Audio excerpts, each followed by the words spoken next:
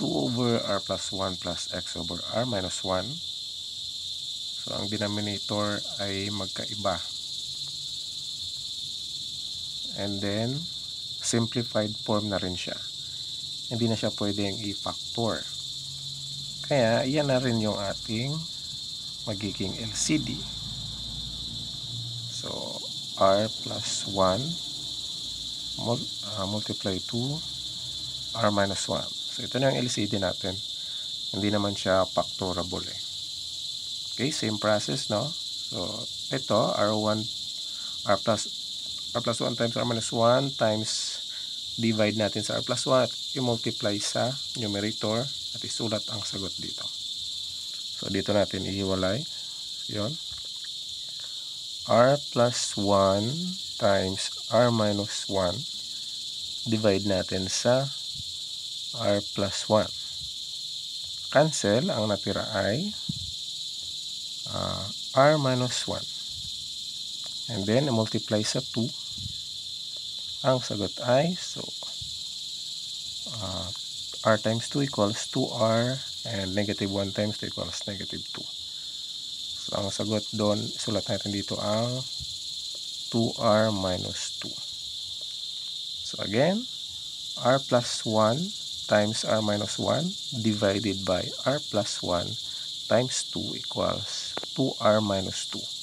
Ito na nga, pinakita ko na. So, r plus 1 times r minus 1, divide natin sa r plus 1.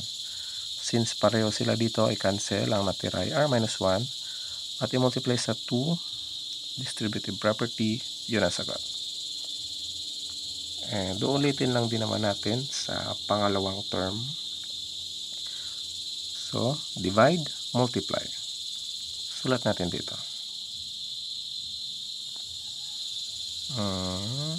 R plus 1 times r minus 1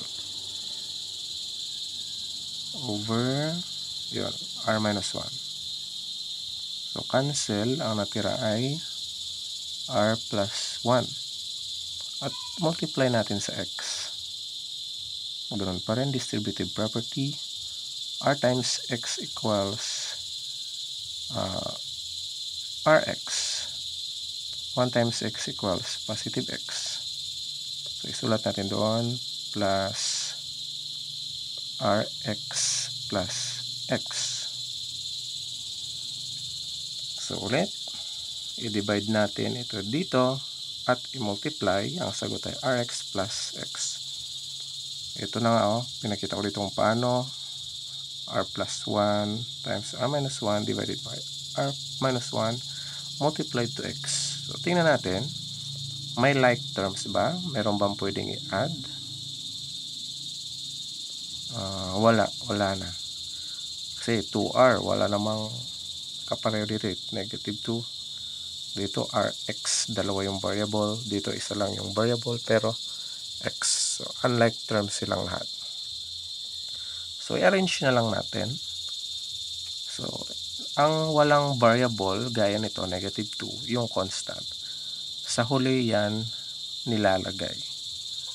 Okay, let's arrange. So, mauna syempre yung 2r bago yung x plus x. Then, yung plus rx.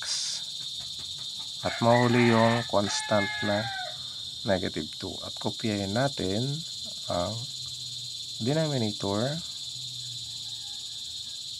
Okay, ganun lang. Yun ang sagot.